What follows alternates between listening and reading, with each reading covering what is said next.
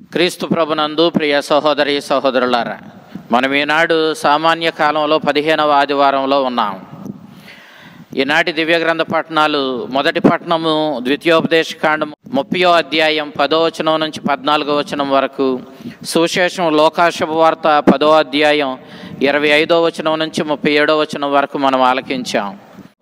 దేవుడు మోషే ద్వారా అందించినటువంటి ధర్మశాస్త్రాన్ని ఆయా పరిస్థితులకు అన్వయిస్తూ, ఆయా పరిస్థితుల్లో ధర్మశాస్త్రం ఏం చెబుతుందో ప్రజలకు వివరిస్తూ, తద్వారా ప్రజలు ఈ ధర్మశాస్త్రాన్ని పాటించాలని చెప్పి వివరించేటటువంటి గ్రంథంగా మనం ఈ గ్రంథాన్ని చూడవచ్చు.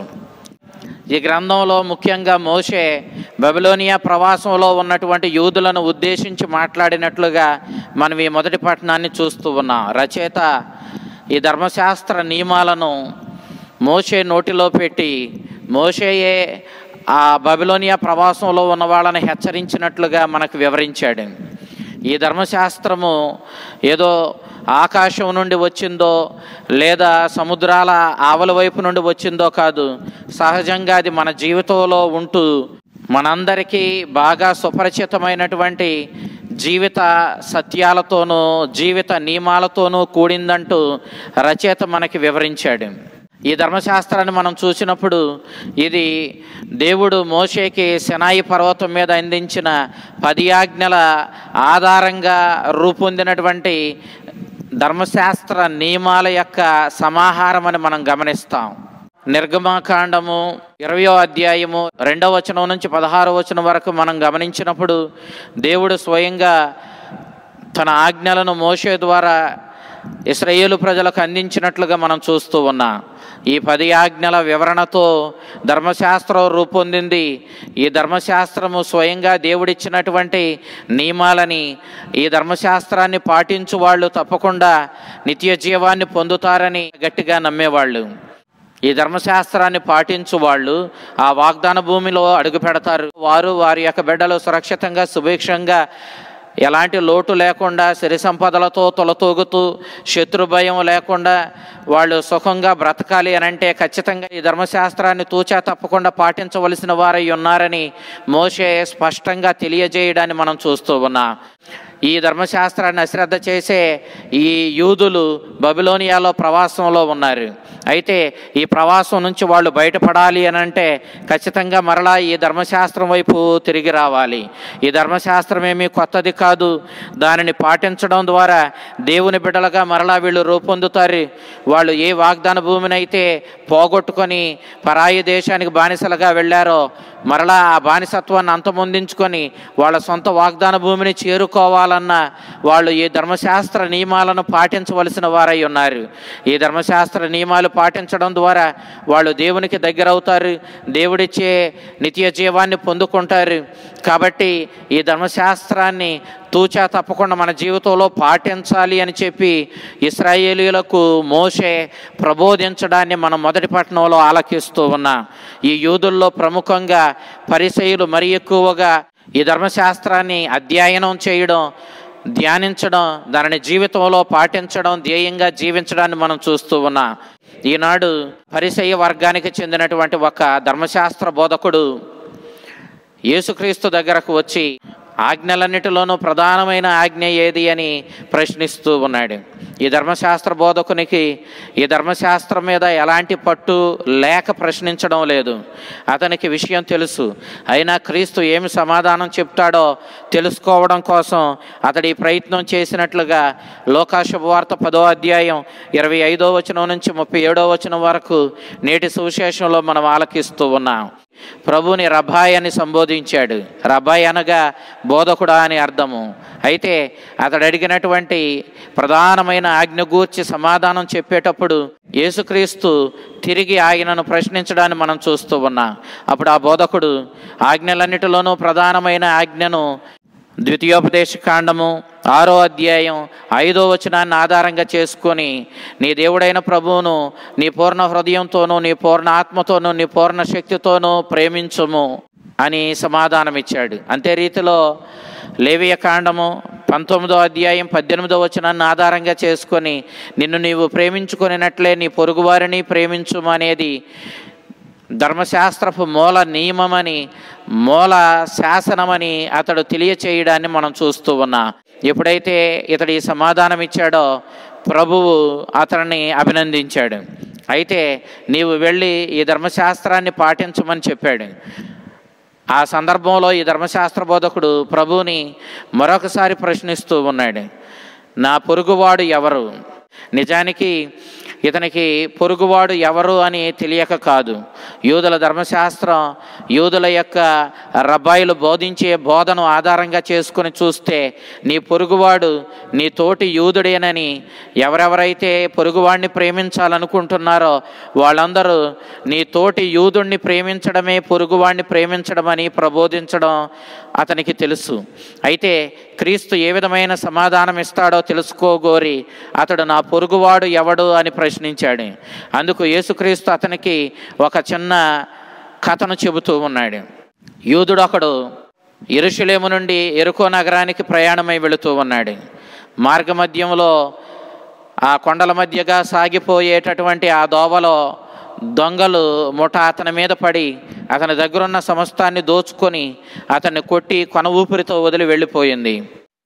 ఆ దోవగుండా కొన ఊపిరితో ఉన్నటువంటి ఆ యూదుణ్ణి చూస్తూ ఆ యోధ మత గురువు లేవీయుడు వీళ్ళిద్దరూ కూడా దేవాలయములో బోధ చేసేవాళ్ళు, బలులర్పించేవాళ్ళు. అలాంటి దేవాలయంలో కైంకర్యం చేసి దైవసేవ చేసే మత గురువు లేవీయుడు ఇద్దరు కూడా ప్రేమను పాటించకుండా ధర్మశాస్త్ర నియమాన్ని అశ్రద్ధ చేస్తూ ఆదర్శం చూపగలిగిన అవకాశం వచ్చినప్పుడు కూడా ఆదర్శాన్ని చూపకుండా వాళ్ళు అతనిని వదిలిపెట్టి వెళ్ళిపోయారు. నిజానికి వాళ్ళు ఇతన్ని వదిలిపెట్టి వెళ్ళిపోవడానికి ఒక కారణం ఉంది.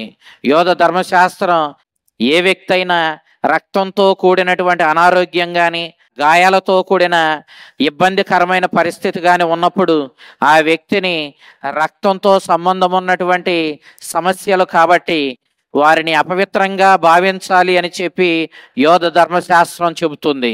కాబట్టి రక్తపు మడుగులో ఉన్న ఈ వ్యక్తిని చూసినప్పుడు యోధ మత గురువు లేవీయుడు ఇద్దరూ కూడా ఇతనికి సహాయం చేయడానికి ప్రయత్నిస్తే మేము కూడా ఆ రక్తపు మడుగులో ఉన్న వ్యక్తి అపవిత్రుడు కాబట్టి మేము అతనికి సహాయపడి మేము అశుద్ధులమవుతాం.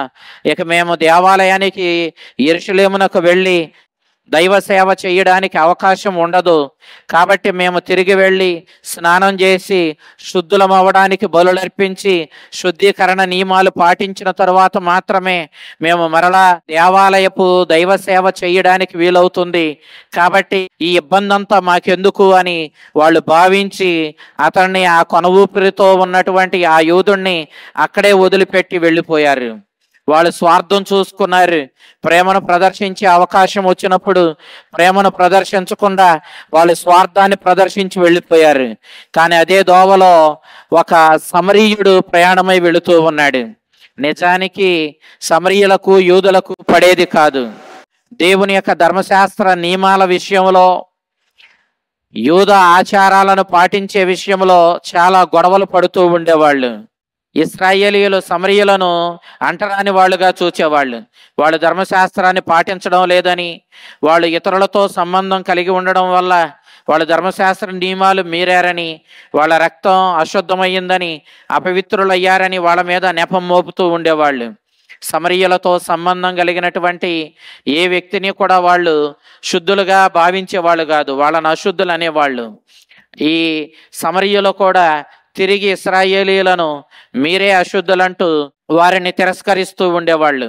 ఈ విధంగా సమరీయులకు యూదులకు మధ్య చాలా గొప్ప గొడవ ఉండేది. యూదులు సమరీయులను అంటరాని వాళ్ళుగా భావించేవాళ్ళు, సమరీయులు తిరిగి యూదుల మీద తిరగబడేవాళ్ళు. ఈ ఇశ్రాయేలీయులు సమరీయుల మధ్య ఈ గొడవలను పట్టించుకోకుండా కొన ఊపిరితో ఉన్న యూదుని మీద కనికరం చూపించి ఈ సమరీయుడు అతనికి సహాయం చేశాడు.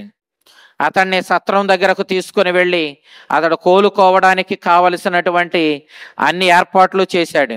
సమరీయుడు ముందుగా అతని గాయాలకు తైలంతో కట్లు కట్టి భద్రంగా అతన్ని తీసుకుని వెళ్ళి సత్రంలో చేర్పించి అతడు కోలుకునేలా చేశాడు. ఈ విధంగా సమరయుడు చూపించినటువంటి ఆ కనికరాన్ని మనం చూసినప్పుడు సమరయుడే నిజంగా దేవుని నియమాన్ని పాటించిన వ్యక్తిగా మనకి కనపడతాడు. నిజానికి సమరయుడిలో ధర్మశాస్త్రం గూర్చినటువంటి జ్ఞానం పెద్దగా లేదు. అంతేకాదు ఈ సమరయునికి అక్కడ పడి ఉన్నటువంటి ఆ యూదుడు శత్రువు. కానీ ఇవేవి పట్టించుకోకుండా సమరయుడు తన హృదయంలో దాగిన ప్రేమను బట్టి, హృదయం నుండి పొంగి పొర్లిన కనికరాన్ని బట్టి అతడు ఈ ఇశ్రాయేలీయునకు సహాయం చేసి అతడు కోలుకునేలా, ప్రాణాన్ని నిలబెట్టుకునేలా అతనికి తోడ్పడ్డాడు. యేసుక్రీస్తు ఈ కథను చెప్పి ఇప్పుడు ఆ పరిసయ్యుణ్ణి అడుగుతూ ఉన్నాడు, ఈ కథను నీవు విన్నావు కదా, మరి ఇప్పుడు చెప్పు, ఎవరు నిజంగా పొరుగువాడిలా ప్రవర్తించారు అని చెప్పి ఆ పరిసయ్యుణ్ణి యేసుక్రీస్తు ప్రశ్నించాడు. అతడు తడుముకోకుండా, ఇదిగో ఈ సమరయుడే పొరుగువాడిలా ప్రవర్తించాడు, దేవుని నియమాన్ని పాటించాడు, పొరుగువాడిపై ప్రేమను చూపించి ఆదర్శవంతమైనటువంటి జీవితాన్ని ప్రదర్శించాడు. కాబట్టి ఈ మంచి సమరయుడే నిజమైనటువంటి దేవుని నియమాలను, ధర్మశాస్త్రాన్ని పాటించిన పొరుగువాడు అని చెప్పి ఆ పరిసయ్యుడు సమాధానం ఇచ్చాడు. అప్పుడు క్రీస్తు అతనితో, నీవు కూడా వెళ్ళి ఆ విధంగానే జీవించమని, దేవుని నియమాలను పాటించమని, పొరుగువాడికి సహాయం చేయమని, అవసరంలో ఉన్నవాడిపై ప్రేమను ప్రదర్శిస్తూ అతనిపై కనికరం చూపిస్తూ ధర్మశాస్త్రాన్ని పాటించమని, తద్వారా ధర్మశాస్త్రం ప్రసాదించే నిత్య జీవాన్ని సొంతం చేసుకోమని యేసుక్రీస్తు ఆ పరిసయ్యునికి సమాధానం ఇవ్వడాన్ని మనం నేడు చూస్తూ ఉన్నాం. అసలు ధర్మశాస్త్ర నియమాలన్నీ దైవ ప్రేమ, సహోదర ప్రేమ అనే నియమం మీదే ఆధారపడి ఉన్నాయి. నిజానికి దేవుడు ప్రేమ. ఎవడు ప్రేమ యందుంటాడో వాడు దేవుని యందుంటాడు. ఎవడు ప్రేమ నియమాన్ని జీవితంలో పాటిస్తాడో వాడు నిత్య జీవాన్ని సొంతం చేసుకున్నవాడు అవుతాడు.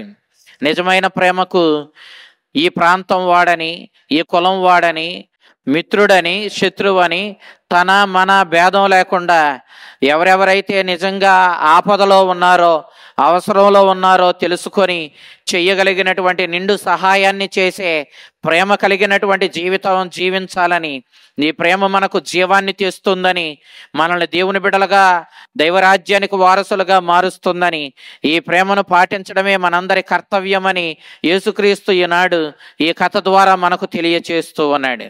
ప్రియ దేవుని బిడ్డలారా, చాలాసార్లు మనం ధర్మశాస్త్రాన్ని ఆలకిస్తాం, దాన్ని ఆరాధిస్తాం, అంతటితో మనకు వచ్చే ప్రయోజనం ఏమీ లేదు.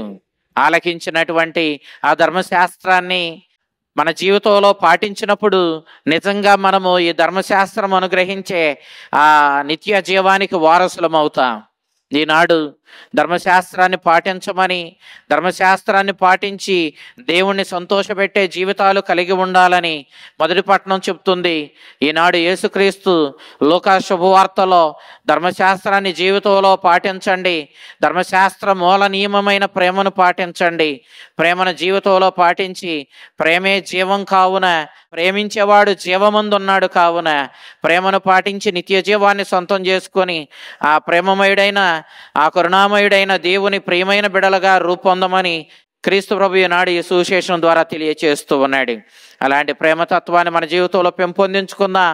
ప్రేమను పాటించే వ్యక్తులుగా, ధర్మశాస్త్ర నియమమైన ప్రేమను పాటించే వ్యక్తులుగా జీవిద్దాం. మన జీవితాలను ధన్యం చేసుకుందాం. ఆ ప్రేమమయుడు ప్రేమను పాటించే శక్తిని మనకిచ్చి, శ్రమలైన బాధలైనా సహించి ప్రేమను పాటించి ఆ ప్రేమమయునికి ప్రియమైనటువంటి సహోదరి సహోదరులుగాను, ఆ ప్రేమమయుడైన పరలోక తండ్రి ప్రియమైన బిడ్డలుగాను రూపొంది మన జీవితాలను మనం ధన్యం చేసుకుందాం. ఆ కరుణామయుడు ప్రేమమూర్తి మిమ్మల్ని ప్రేమతో నింపి మీకు జీవాన్నిచ్చి మేము కాచి కాపాడునుగాక. ఆమేన్.